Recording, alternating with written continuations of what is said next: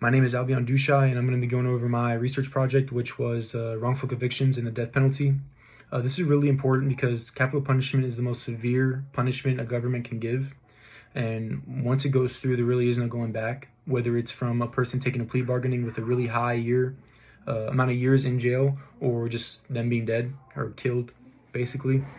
And it really also disdains public trust, because if you have a system that really isn't reliable, then people are going to start questioning it, and that's not good at all. My research question specifically is, how does the death penalty contribute to wrongful convictions, and how do these wrongful convictions affect public trust in the justice system? This question directly affects academic fields like criminal justice, law, or even public policy implementations. These disciplines that I've listed need fairness, accuracy, and reliability. And if they don't have that, then there is a major problem when the system is implemented. My thesis is that the death penalty increases the likelihood of wrongful convictions because it expands prosecutorial power, relies heavily on unreliable or outdated forensic practices, and is concentrated in certain counties in ways that reflect geography and race disparities. The purpose of this is that I'm going to be going over three main structural problems, and we're going to go over leading scientists or leading researchers and the recommendations on how we can solve this problem. So to map this out, I'm going to start with key terms, because it's important to understand what I'm saying exactly. I can't just be throwing out random jargon. And I'm also going to be talking about prosecutorial leverage, forensic failures, and geographic and racial disparities, as stated before. And after that, I'm going to show what large-scale studies can say about common wrongful convictions. And then I'll end off with what this all means going forward. So for the key terms, there's basically two key terms that will probably appear as I go over this presentation. And number one is going to be wrongful conviction. And the Innocence Project, which is a nonprofit organization, defines a wrongful conviction as a conviction of a person who is innocent of the crime, which is often caused by eyewitness errors, forensic unreliability in forensics, and official misconduct, which I'll go over more, probably. And then the second term is exoneration. And according to the Death Penalty Information Center, an exoneration happens when new evidence, like DNA being revealed, lab retesting, or proof of misconduct, legally overturns the conviction and proves that the person did not commit the crime. These definitions are important because they show that wrongful convictions aren't just mistakes, but they're identifiable in the system that's already implemented. And it means that we can fix these problems. So first, I'm going to go over the first instructional flaw, which is the prosecutorial power in plea bargainings. So this is the first major factor, and this is probably the most important in my honest opinion. Brandon Garrett, who's a leading scholar on these wrongful convictions, argues that when the death penalty is available, prosecutors gain a lot more leverage over the defendant, because when he did a research in Georgia, it showed that the guilty pleas rise significantly when defendants fear a possible death sentence. So when they have that lingering above them, they start getting really scared, and they'll do whatever they can to just not die, basically. As blunt as it is, I mean, that's the hard truth. This basically means that innocent people may plead guilty or accept long-term sentences just to avoid the chance of being killed, right? The threat of death sentences reshapes the entire process. Everything is different compared to just getting a slap on the wrist for something else. The Death Penalty Information Center adds something else to that, like another layer, where most capital defendants are indigent, which means they rely on underfunded public defenders. And not that they aren't reliable, but they just aren't as, I wouldn't say qualified, but they aren't really the best at what they do, right? So these capital cases require investigators, expert witnesses, and a lot of time, which is something that defendants can lack in because they don't have the funds for that. So with the combination of prosecutorial power and weak defense conditions, this creates an environment where wrongful convictions can happen more easily. And this isn't accidental, right? This is just how the structure is. The second structural flaw is the unreliable and outdated forensic science, right? This is a field where many people would assume is almost always accurate, right? You're not going to try to question a scientist most of the time, especially forensic scientists. However, it is fair to question these scientists, because the National Institute of Justice reports that false or misleading forensic testimonies have been a major contributor to wrongful convictions. And some of these techniques were overstated, like they weren't really as reliable as they say they were. Other tests were based on theories that later just turned out to be weak, like they really weren't reliable again.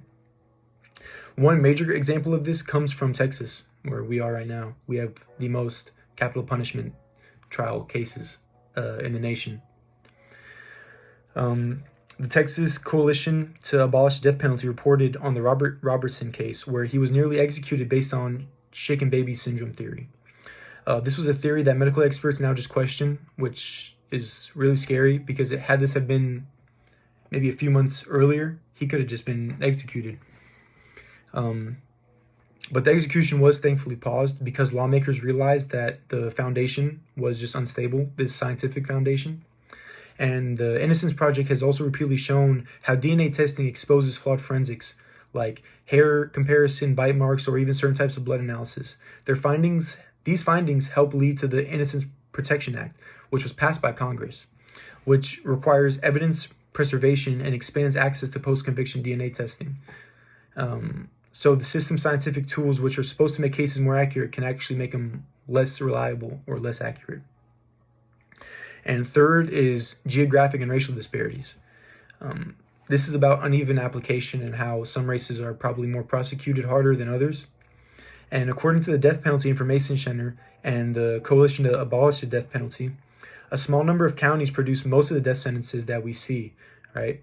And counties like Harris and Tarrant here in Texas historically seek the death penalty more frequently than others. So if you have a county that's looking for more death sentences than others, then you're bound to have more wrongful convictions, right? Which means that two people who commit similar crimes could face totally different cases. One could face maybe a misdemeanor or a felony, while the other is receiving capital punishment and they're being threatened with death. So, and racial patterns is also really important. The DPIC shows that defendants of color, especially when the victim is white, are more likely to receive the death penalty.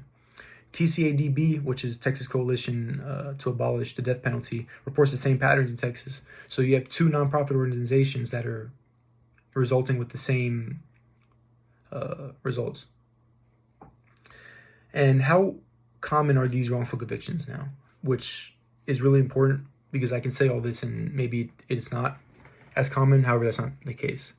There's a landmark study by Samuel Gross and colleagues, which was published in the Proceeding of the National Academy of Sciences, found that at least 4.1% of death sentences are imposed on innocent people. And they also argue this number is likely conservative because there could be shadow figures and that type of stuff. The DPIC also adds a statistic where for every 8.3 executions in the U.S., one death row inmate is exonerated, which again, exonerated means that it was overturned, or it could have been overturned. So for every 8.3, a person was innocent. That's definitely something that should be taken into mind, and it's important. So to synthesize everything, my research shows that the death penalty increases wrongful convictions through these main structural problems or flaws, which is, to go over it again, prosecutorial pressure that pushes defendants into these guilty pleas or just straight up take the sentence.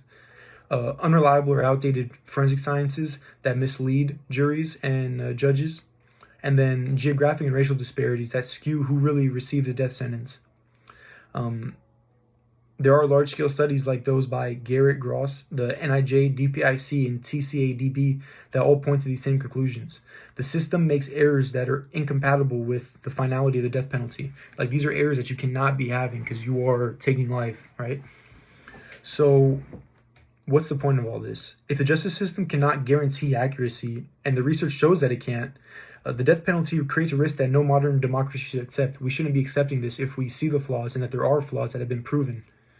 There is no reason for us to be continuing with this system if it's obviously flawed. So a lot of experts recommend reforms such as limiting when prosecutors can seek the death penalty, which means they obviously just can't just straight out say, hey, I think you can get the death penalty. So it'll stop these counties that are seeking it more often to seek it. Obviously, they can't just use it as much or as often. We can also modernize forensic science and make sure that there is more reliability in these scientists' findings, and expanding DNA testing, which is important, and also increasing transparency. Because even after these reforms, the error rate will still probably remain high. Abolition becomes less about ideology and more about basic fairness and accuracy, which is something that we all want. Thank you.